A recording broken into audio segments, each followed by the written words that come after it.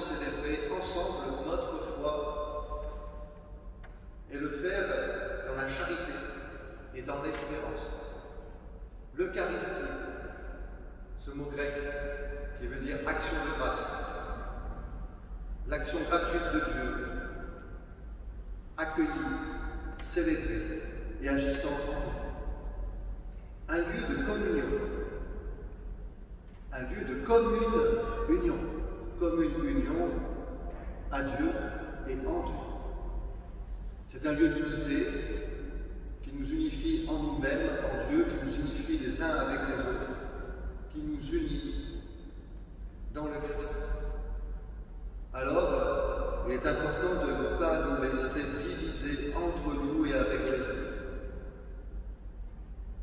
L'Eucharistie est un don de Dieu à partager avec nous. Aujourd'hui, nous commençons une nouvelle année liturgique. C'est le premier dimanche de l'Avent. C'est comme un renouvellement, un nouveau départ. La foi, c'est aussi cela. Accueillir chaque jour, en réalité, le renouvellement que Dieu ne cesse de nous offrir sans se lasser. Aujourd'hui, oui, aujourd'hui, ne fermons pas notre cœur. Tant de fois ce mot « aujourd'hui » résonne dans la parole de Dieu et dans la liturgie. Dieu est le même. Il ne change pas. Sa fidélité est de toujours à toujours. Il est l'amour parfait, l'amour donné, le pur et saint amour qui se donne et qui est toujours accessible.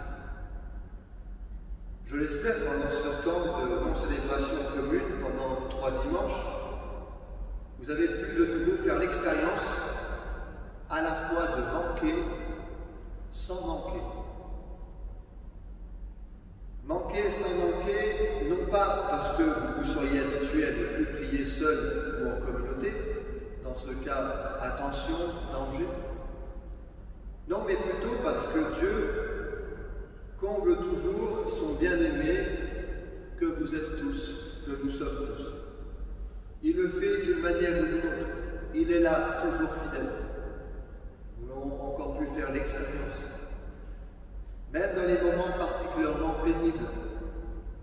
Peut-être ces moments encore plus pénibles même que nous avons vécu lors de ce deuxième confinement, au moins pour certains. Parfois, nous avons pu désespérer ou douter, mais dans la foi, ce doute, cette désespérance est devenue un cri, et un cri qui se transforme en prière. Ah Seigneur, si tu déchirais les cieux, si tu descendais, viens Seigneur, sois présent dans ma vie, sois présent dans la vie des autres. Et pourquoi tu ne sembles pas manquer aux autres? Seigneur, montre-toi à moi et aux autres. Grâce à la première lecture, la lecture du prophète Isaïe, nous voyons bien que cette lassitude, en même temps teintée de foi et de confiance, traverse les âges et les cœurs des croyants.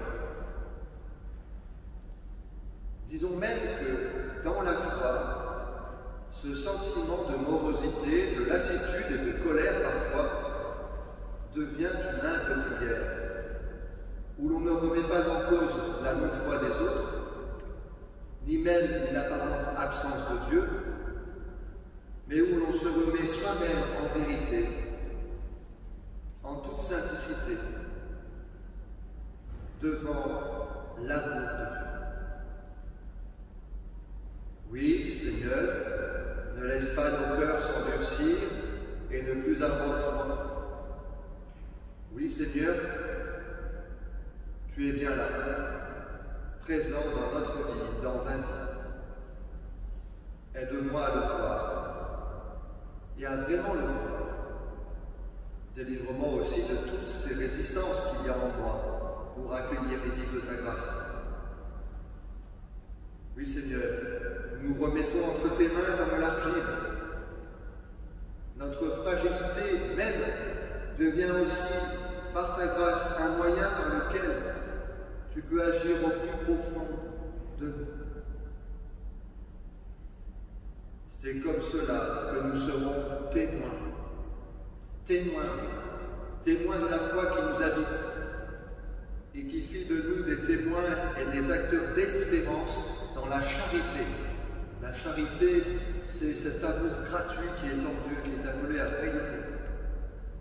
Alors, frères et sœurs, ne cherchons pas à être des enseignants qui font la leçon aux autres, mais soyons des témoins de ce que Dieu accomplit en nous et peut accomplir pour tous ceux qui ont foi en lui ou qui lui feront confiance.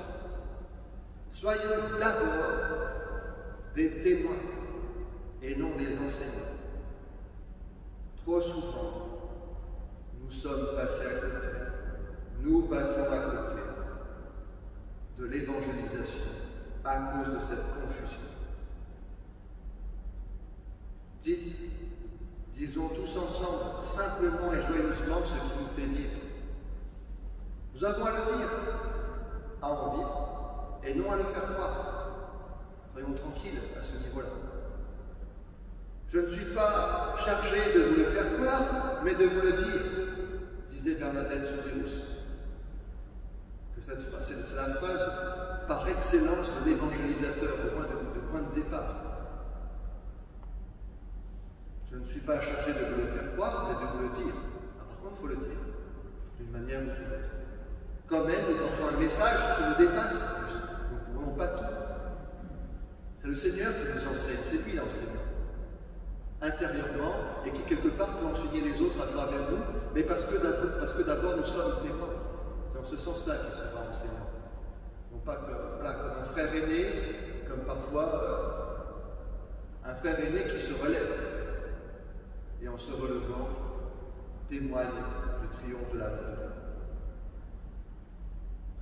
Alors croyons-y de notre côté à ce message que nous portons. Portons-le avec foi, disons-le avec foi, vivons-en avec foi. Voilà notre mission de témoin et de veilleur.